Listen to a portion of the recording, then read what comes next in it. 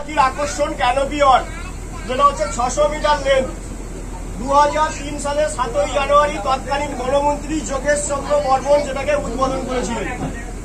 সেখানে গিয়ে আরো কি আমরা দেখতে পাবো, সামুদ্রিক কিছু লাল কাঁকড়া, যেটা দীঘা, মন্দারমণি, শঙ্করপুরে গিয়ে আমরা যে বিজে গিয়ে যে লাল কাঁকড়া দেখতে পাই না, যেটাকে বলা হয় রেড ফিল্টার ক্যাপ, সেটা আমরা কি দোবাকিতে দেখতে পাবো।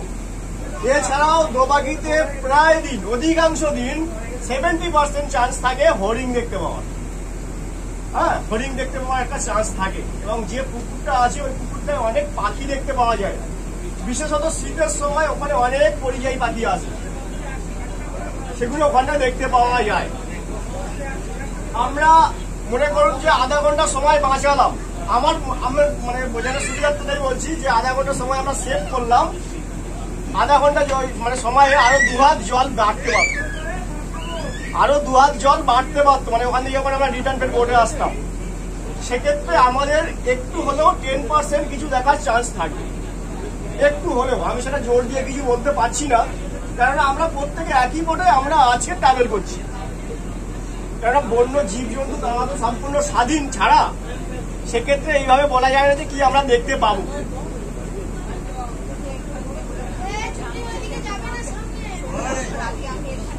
আচ্ছা, আরো কয়েকটা তথ্য আপনাদের সামনে তুলে ধরি।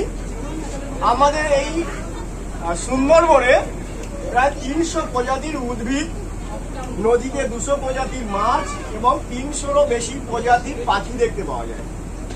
কিন্তু যখন আমরা জঙ্গলের ভেতরে যাব, কিছু মেছো পাখি, কিছু সারস, এইসবই আমরা দেখতে পাবো। কারণ কি জানেন, ফরেস্টে এত বড় হলেও এখানে মাত্র 3টে গাছের ফল খাওয়া যায়। এক হচ্ছে গোলপাতা, দ্বিতীয় কেওড়া, তৃতীয় হচ্ছে হেতাল। এই 3টে বাদে কোনো গাছের ফল খাওয়া যায় না। তাই যে সমস্ত পাখিগুলো ফল পাকড় খায়, তাদেরকে এই জঙ্গলে দেখতে পাওয়া যায় না, তাদেরকে দেখতে পাওয়া যায় আমাদের গ্রাম অঞ্চলে। এদেরকে এখানে কিছু মেছো পাখি দেখতে পাওয়া যায় যারা মাছ কাঁকড়া ধরে খায়, যেমন বক, মাছরাঙা, কিছু সারস, এই জাতীয় পাখি এখানে দেখতে পাওয়া যায়। আরো একটা তথ্য আপনাদেরকে সামনে তুলে ধরি।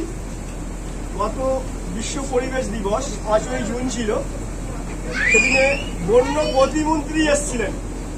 আমাদের বন্যমন্ত্রী কে আছে বলতে পারবেন? সুন্দরবন উন্নয়ন মন্ত্রী।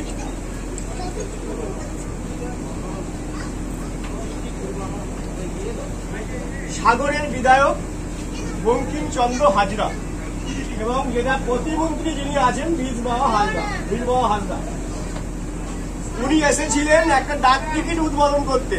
সুন্দরবনে 8 ধরনের মাছরাঙা দেখতে পাওয়া যায়, যে 8 ধরনের মাছরাঙা আমাদের ডাক টিকিটে স্থান পেয়েছে, যেটা সুন্দরবনবাসী হিসেবে আমাদের কাছে একটা গর্বের বিষয়। এখানে প্রায় 8 রকমের মাছরাঙা দেখতে পাওয়া যায়, যার জন্য সুন্দরবনকে বলা হয় মাছরাঙাদের স্বর্গ।